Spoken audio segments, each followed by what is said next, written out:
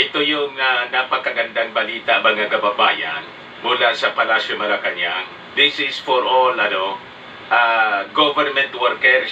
Breaking siya mga kababayan. Ito yung patunay na ang ating Pangulong Bongbong Marcos po, tinutupad niya kung ano yung kanyang pangako sa ating mga mamamayang Pilipino. And that includes our government workers. O yan po mga kababayan, nagpalabas ang ating Pangulong Bongbong Marcos ng Executive Order number 64, increasing the government worker salaries and granting them additional allowance. Di ba mga kababayan, nakakatuwa? Yan po ang ating Pangulo. May prinsipyo, may isang salita. Bagong Pilipinas, bagong mukha. May prinsipyo, may isang salita. Kaibigan ko, siya si Bongbong Marcos, BBM. BBM. BBM. O, diba, mga kababayan? Ito yung sinabi niya sa kanyang Suna Promise. Yan po. PBBM delivers on his Suna Promise with new executive order raising salaries and providing medical allowance for government employees. Yan po, mga kababayan. Sabi dyan, under Executive Order 64, the updated salary schedule applies to all civilian government personnel in the executive, legislative, and judicial branches, constitutional commissions, and other constitutional offices. Sabi niya mga kababayan sa kanyang suna, para naman sa ating mga kawani ng gobyerno, mayroon silang maasahang medical allowance bilang karagdagang benepisyo sa susunod na taon. To last year suna po ito mga kababayan.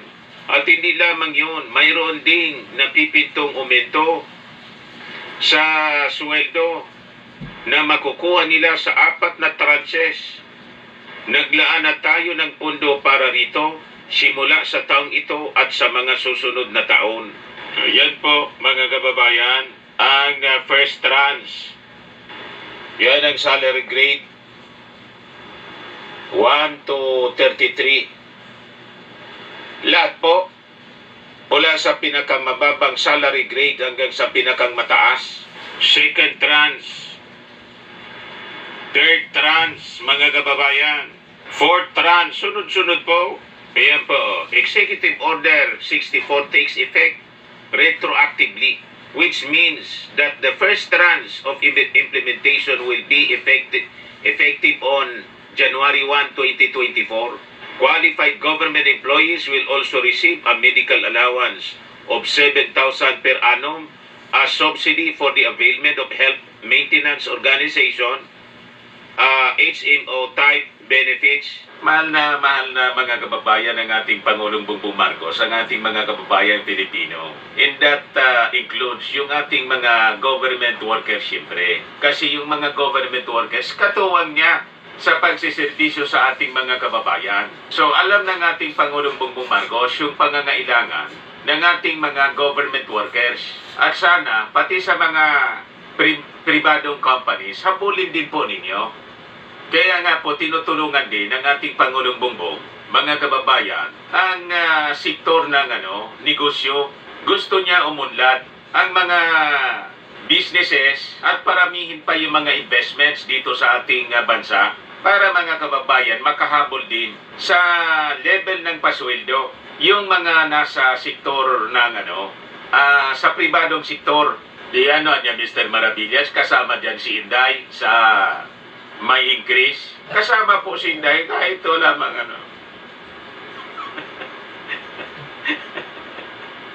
lahat po ng branches, applicable po. All government personnel in the executive, si Inday sa executive siya, legislative and judicial branches, constitutional commissions in other constitutional offices. And siyempre, hindi man lang po nito mga kababayan sakop yung national government agencies, kasama pati yung mga local government units, mga LGUs. Sakop yan lahat kasi executive. Yung mga LGUs may executive din, may legislative. Di ba? So sakop lahat ito, all government. personnel po. Kaya dapat palakpakan mga kababayan sa ating Pangulong Bongbong Marcos. Logi lang po sa sa Office of the Vice President, si Inday po, 2 million yung 2 million yung sweldo niya. Sa isang taon, mga kababayan. Tapos, from 703 million pesos na budget noon ni Leni Robredo noong 2022, ang iniingi ni Inday po, 2 billion plus na. Logi po sa Office of the Vice President. Imagine 2 billion. Kaya kailangan pong busisiin ang budget ni Inday ng Kongreso kasi hindi commensurate sa serbisyo na nakukuha po ng ating mga kababayan. Ikaw talaga niya, Mr. Maravillas. Pinapainit mo naman ang ulo ni Inday at ng mga DDS. Lagi man po mainit ang ulo ng mga Duterte. Kaya nga, dahil sa mga pag-iinit ng ulo nila, napasok sila sa kung ano-anong problema. Yan ang consequence ng kanilang mga aksyon. So yung executive order, mga kababayan, pinirmahan ni Executive Secretary Lucas Bersamin by authority of the President. Kahapon lang, mga kababayan, ito pinirmahan. It takes effect immediately upon publication in the official gazette or any newspaper of general circulation. So sabi ng ating Pangulong Bongbong, given the prevailing economic circumstances, including the erosion of purchasing power due to inflation, there is a need to update the salaries and benefits of government personnel in order to maintain a competent, committed, agile, and healthy workforce, thereby promoting social justice, integrity, efficiency, accountability, and excellence, and ultimately translating to increased productivity and higher quality of public service. So kasama po si Inday sa tatanggap ng salary increase plus allowance. So importante na may uwi naman pong maganda. So dapat may improve public service. Magtrabaho ka naman. Hindi na yung nagbakasyon na nga, mga kababayan ng nagmatagal, wala na siyang trabaho, naghihintay lang ng pagkakataon as self-appointed designated survivor, pagkatapos kukubra ng sweldo. May increase. Wala man trabahong maayos. So, kung hindi man po i-deliver ang conditionalities, may kukuha po dito may sinabi dito sa executive order para daw ma-deliver ang mas mataas na quality ng public service. Kaya yung mga supporters po ni Inday, wala na kayong rason na magreklamo na mataas ang presyo ng mga bilihin. May increase na si Inday. Di ba? So, dapat kami naman ang mag-demand ng magandang serbisyo para hindi logi naman yung mga taxes na binabayad ng mga mamamayang Pilipino. Hindi puro reklamo. Sige reklamo, wala mang serbisyo maayos. Di ba? Inire-recognize ng ating Pangulong Bongbong Marcos na talaga yung inflation po hindi maiwasan yan. Kasi, tingnan ninyo, buong mundo binabaha. Yung China na kaibigan ninyo, binaha pati North Korea, nag-offer yung South Korea ng tulong, ayaw. Ma-pride talaga, yung mga communist, mga kababayan, ma-pride. Tinutulungan ng South, tutulungan niya kami. Walang response, mga kababayan sa North Korea. Pero lubog yung North Korea, just like what happened dito po sa atin. Saka sa China ganun din, mga kababayan. Kaya baseless po yung mga akusasyon ng mga nausok. Talagang it can be blamed, mga kababayan, sa matinding pagbuhos ng ulan. Kasi hindi lang yung Metro Manila yung nalubog, pati yung China. Magaganda yung mga infrastructure ng China. Di ba mga nausok? Pag China, puring-puri ninyo. Pero nalubog din sa baha. So yung mga pagbaha at economic crisis, that resulted to, inflation. That is a global phenomenon, mga kababayan. At ina-address ng ating Pangulong Bongbong Marcos dito sa atin ang epekto ng inflation. That's the reason why nagpalabas siya ng executive order, raising the salaries ng ating mga government workers. So with this, yung purchasing power ng ating mga government workers siyempre tataas. Magkikinabang din yan yung pribadong sektor, yung mga may-ari ng mall. So kayo na nasa pribadong sektor na magiging beneficiary, kasi di ba, pag may pangbili, kasi dumagdag yung sweldo, saan man yan mapupunta yung sweldo? Kung hindi sa mga malls. So kayong mga nasa pribadong sektor na nag-operate ng mga malls and other companies po, siyempre dadagdag din yung inyong sales kasi may purchasing power na. Tumaas yung purchasing power ng mga empleyado sa gobyerno. O di magkikinabang po kayo. Kailangan din na increasean din ninyo yung sweldo ng mga empleyado po ninyo para sabi nga dito sa amin, sarama yung pakinabang. Di ba? Ano niya, Mr. Maravillas na sarama? Lahat magkikinabang. Dapat. Yung pera naman po, dapat i-circulate talaga yan. Yan ang sabi ng mga marurunong, mga ekonomista. Huwag dapat na yung pera natin laging nakatago. Although, hindi man natin sinasabi na waldasin natin ang waldasin lahat. Magtago rin, pasiguro para sa future. We have to say. Pero, importante yung pera po natin. You circulate it. So, pwede na din kayo, yung mga savings ninyo. Kasi, hindi na, kapos. Ipag-invest ninyo sa kahit na mga maliliit na negosyo. Paturo kayo sa mga marurunong para pasiguruhin po ninyo yung inyong retirement. Pag hindi po, kawawa yung pagtanda natin. Di ba?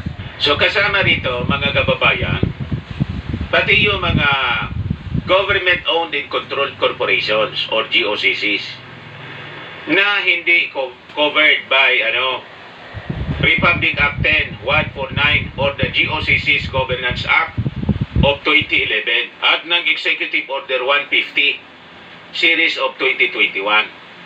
And the local government units are also covered by Executive 64.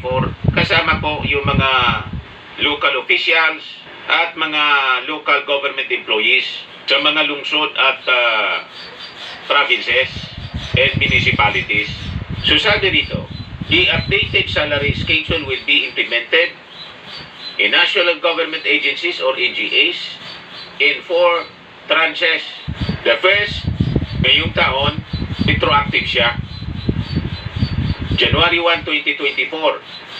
Ang susunod, next year siyempre, January 1, 2025, January 1, 2026, and last, January 1, 2027. Fiesta na po, party-party, yung ating mga, yung ating mga government employees. O ano pa kayo? BBM! O, di ba? So, siyempre, yung BBM, siya po yung task na magpalabas ng guidelines. O, ngayon, dito tayo, mga kababayan, sa isa pang balita. Sabi ng ating Pangulong Bongbong Marcos, kailangan na niya yung, tulong ng mga journalist. Ngayon na more than ever, dahil sa pagkalat po ng fake news in AI, an era of fake news in AI. Diyan na niya, Mr. Maravillas, masasabi mo dyan. Tama po, kasi matindi ngayon po ang fake news. Pero alam naman natin kung sino po yung peddlers ng fake news. Karamihan po sa mga peddlers, galing po sa mga nausog. Sila po ang number 1 na peddlers ng fake news. Kaya talaga, tama itong panawagan ng ating Pangulong Bongbong Marcos sa mga journalist. Kasi nagmauso po yung social media. Naglitawan yung mga vloggers. Buti sana kung may basic, knowledge man lang po sa journalism. Wala po Kung saan nagmula, mga kababayan, basta't may internet, may cellphone, vlogger na.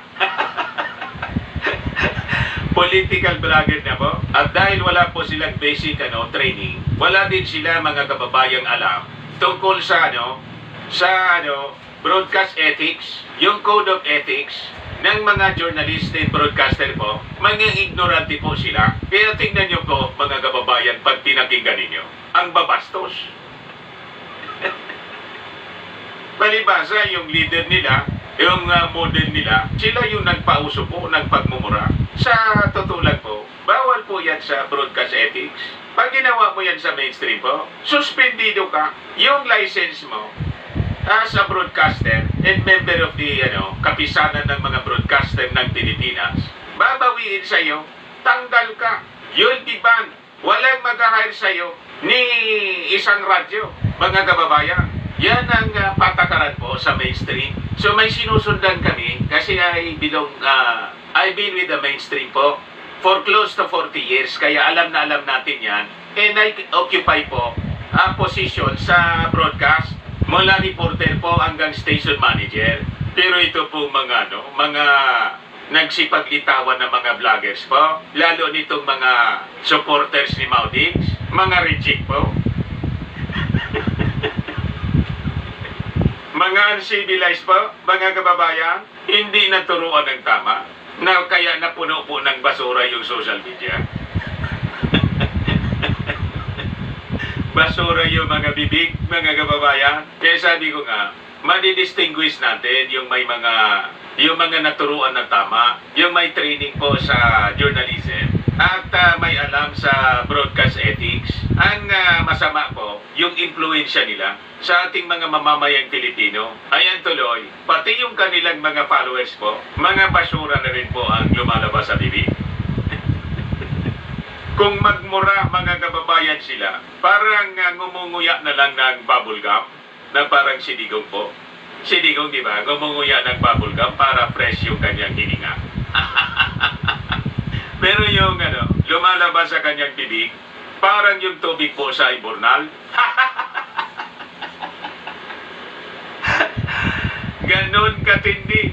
Kaya sabi ng ating Pangulong Bongbong Marcos, kailangan na niya ng tulong ninyo na mga journalist, yung mga genuine na journalist, totoong journalist po, hindi yung kung sino-sino lang po, mga kababayan, nakabili lang ng cellphone na medyo maganda-ganda, tapos nakapakabit ng internet, naging vlogger na. O, di ba? Mga kababayan, at ang tatapang nila, pati apo. Matapang ang apo. Sabi dito sa balita po ng Philippine Daily Inquirer, yung ating Pangulo ay nanawagan, hiningi niya yung tulong ng mga journalists in distinguishing facts from blatant lies niya. In an era of unregulated social media, misinformation and artificial intelligence. Kasi ito yung pinapakalat po, yung mga fake, tulad po ng pinakalat ng mga nausog na pulburon video. Pero yung mga followers nila, palibasa, pare-pareha silang mga sinungaling. Yung kanilang kasinungalingan, alam nilang fake, dahil sa galit nila sa ating Pangulong Bongbong Marcos, na wala man pong base na tama, baseless yung kanilang mga akusasyon, naniwala sila sa kanilang sarili nilang gawa-gawang kwento, gawa-gawang kasinungalingan, ganun katindi. Palibasa po, ang advisor nila kulto. Yan ang masama doon po. So yung panawagan ng ating Pangulo, ginawa niya sa OTK of the Board of Trustees ng Association of Philippine Journalists sa Mahang Plaridel Foundation Incorporated sa Palasyo Malacanang. So sabi dito, the President himself was a victim of harmful AI-generated content when a deepfake video recording him supposedly ordering an attack on China circulated online. At yung latest nga po, mga kababayan, itong pulburon video po na pinagmamalaki ng mga kulto po ng nausog na nakapag-generate na daw po ng more than 20 million na mga views. Hindi man po nangangahulugan na marami yung nanood, naniwala na sa inyo, na curious lang. Kaya pinanood po, pero nang mapanood nila sa isang tingin pa lang po, alam ng fake, Mas kamukha po ni Digong tapos ni Harry Roque. Kasi ano yun naman, Mr. Maravillas? Photoshop, inedit ng mga... Kaya nga po, ang daling i-edit, pero yung ginawa nilang video, malayong-malayo po sa mukha ng ating Pangulong Bongbong Marcos. Sabi ko nga po, sa unang tingin, mas kamukha si Tit Philo. At saka, pag tinanggal mo yung buhok, mas kamukha ni Jason Sam.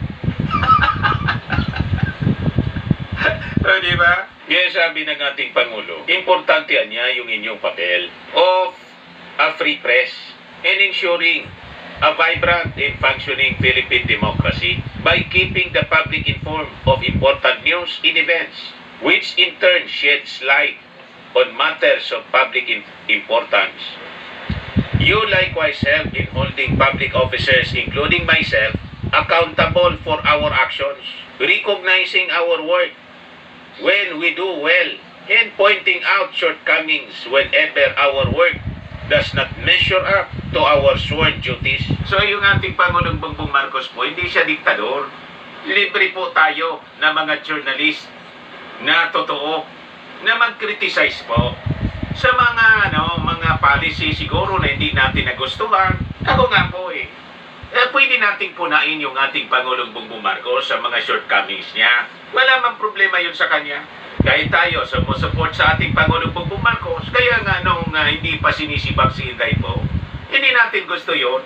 Pero naintindihan natin na kung sisibakin ang ating Pangulong Bongbong Marcos, lalong manggagalaiti po, ayaw niya ng gulo wala nang ginagawa yung ating Pangulong Bongbong ng masama sa mga Duterte, lagi silang galit, lalo pa kung sinibak si Inday. Kaya ginawa na lang, mga kababayan ng ating Pangulo, inintay. Matalino yung ating Pangulong Bongbong Ninintay na lang niya. Alam niya na nag-set na siya ng standards, di ba? Ito niya, yung mga standards natin. Pag, halimbawa, hindi yun na-comply ni Inday, yun na nag-pressure sa kanya na i-give up. O, di ba? Inanapan niya ng trabaho, siyempre. Kasi alam niya na yung DepEd po, malamlam, mga kababayan, malaman talaga naging contribution po si Inday as DepEd Secretary. Kahit nga po yung matatag curriculum, pinapareview na ngayon ni DepEd Secretary Sani Angara. Ngayon, maganda yung mga ginagawa ni Sani Angara po as DepEd Secretary. Ini-engage niya yung lahat ng mga stakeholders tumulong para mapataas yung quality of education natin. So yun mga kababayan, so pwede tayo mag-criticize, pero kailangan po hindi destructive. It should be constructive. Yan ang gustong tumulong. Pag may kritisismo ka, kailangan may alternative kang naiisip na mas maganda. Pero kung wala ka mang mas magandang maitutulong po, gusto mo lang manira, ayan po ang yan ang foul. Hindi po maganda yung ganyan. Ngayon, yung mga nausog po, ina-accuse ako na sinisiraan ko daw yung mga Duterte. That is not true. Ang mga Duterte po, never nating siniraan. Ni si Inday siniraan natin. Ang ginagawa ko po as a journalist and a newsman, nagkikwento lang po ako ng ginagawa ni Inday at ng mga Duterte at mga kasama niya. Kaya lang po, yung kwento na kanilang ginawa, yun ang nakakasira sa kanila. Pero hindi man po ako gumawa ng kwentong nakakasira sa kanila. Nag-deliver lang po ako ng kwento. As a newsman, as a journalist, binabalita ko lang po kung ano yung ginawa nila. Only that, yung ginawa nila masama. Kaya nasira sila. Madaling sabi po, ang sumira sa mga Duterte sila, yung kanilang mga ginawa at ang kanilang bibig. Ang lumalabas sa kanilang bibig, masasama. Halimbawa si Inday, bakit nasira siya? Siya ba naman yung magsalita ng tambaluslos? Di ba yung tambaluslos? The word tambaluslos, dati nang masama. Iyon ang lumabas sa kanyang bibig sa galit niya kay Martin Romualdez. DepEd Secretary ka, magsalita kang tambaluslos. Ngayon, ikuininto natin, nagalit yung mga supporters sinisiraan ko daw. Paano kung sinisiraan? Ako ba yung nagsabi ng tambaluslos? Di ba si Inday? Tama? Ganun lang po. Ngayon, si Digong, sino ba yung nagmura ng nagmura at nagsinungaling ng nagsinungaling? Ngayong mga salita, pabali-baliktad. Ako ba yung nagsabi noon? Di ba siya? Sino nag-akusa sa ating Pangulong bangag? Ay, may ating tayong Pangulo. Pagkatapos, after several days, nagpapress ko, nagsabi, hindi man niya ako nagsabi niya. Ngayon, nagkwento tayo.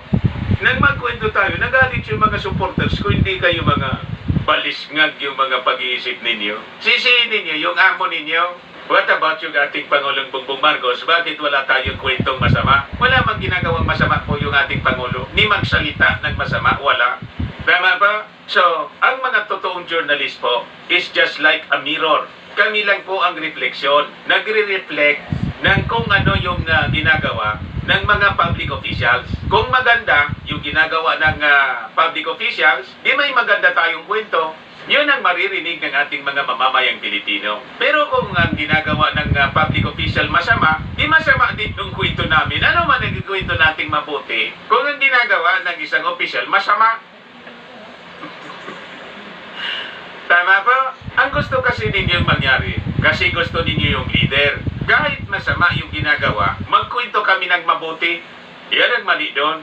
Gumawa kayo ng mabuti para may kwento kaming maganda. Kailangan naman yung gawain ninyo masasama. Tapos kikwento kami ng maganda.